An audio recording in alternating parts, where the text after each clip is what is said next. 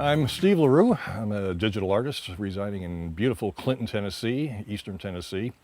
Came out here, I think, 10 years ago with my charming and delightful wife. I'm a digital artist. That fell into that quite by chance. Years ago, messed up my body and all of a sudden couldn't do the things I used to do for fun. So I kind of had it's kind of a cool thing in retrospect. I was able to reinvent myself. I inherited a computer, and that was back in the days of all of 16 colors on a monitor, and boy, that was thrilling. But a guy gave me a piece of software that made fractals, and I had never even heard of a fractal, and apparently they were just very recently just discovered. These fractals are cool. There's a lot of people that have no idea what fractals are, but you're surrounded by these things every single day. The way a tree branches off, that's a fractal. The clouds in the sky, that's a fractal. These strange little convolutions of a stream meandering through a mountain, that's a fractal. It wasn't until the advent of computers that some scientists and mathematicians started seeing patterns emerging, and one thing just led to another until a visually oriented artist type programmer started looking at this stuff and just realized that he could make art. So it's basically math art on a crazy level. When you see these in movement is really fascinating. It's almost like almost like smoke or a wisp or a flame, and they actually flame fractals is the type I work with. I put them out there, and I actually try real hard not to make it, to frame it in any way that I'm making any preconceived notions of what you're looking at. I could say, here's my gallery of fractal flowers, and people will walk by and go, oh, look at these lovely fractal flowers. I'd rather just put something out there and just make people wonder, what am I looking at? One gentleman that walked up and pointed to a piece and said, that's an incredible piece of medical imaging you're doing. And I just kind of looked at him and was like, what?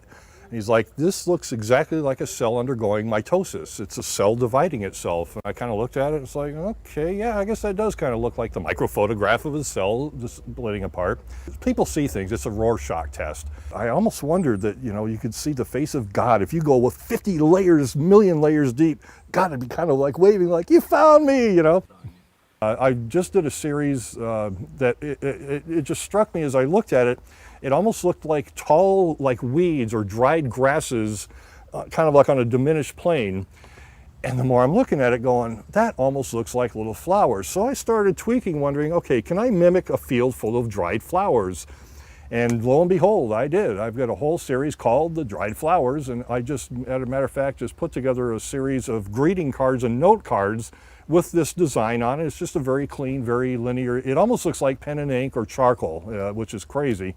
And people that are seeing these, they would never in a million years guess that A, it's computer generated, or B, that that's a fractal, because it looks like nothing else I've ever done. So to me, the cool thing with these things is it's natural. It's completely organic on a crazy level that people just don't understand until you see it. Some of these things they turn out looking exactly like flowers. I've got one that looks like a lotus. I've got another one almost looks like an orchid. I've come up with designs that I look at and I just sit there and shake my head in absolute disbelief that this is not a photograph of a flower or a spiral seashell. Every one of them is different. They all will share common attributes, and sometimes the shape and the form and the colors, what have you. But every now and then you'll just hit on a combination of something that it literally takes your breath away. You just cannot believe you just discovered something like this, like cracking open a rock and finding a fossil inside. No one has ever seen this before. You did it, and it's so cool. Dumping bees, I'm allergic, so it's like I don't want to get bit.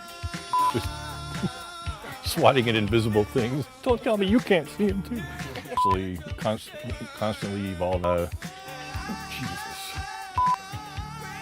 Bees, save yourself. We're gonna watch a documentary as this guy's eaten alive by bugs. Sit around on the couch in my underwear, drink beer and belch for hours on end for entertainment.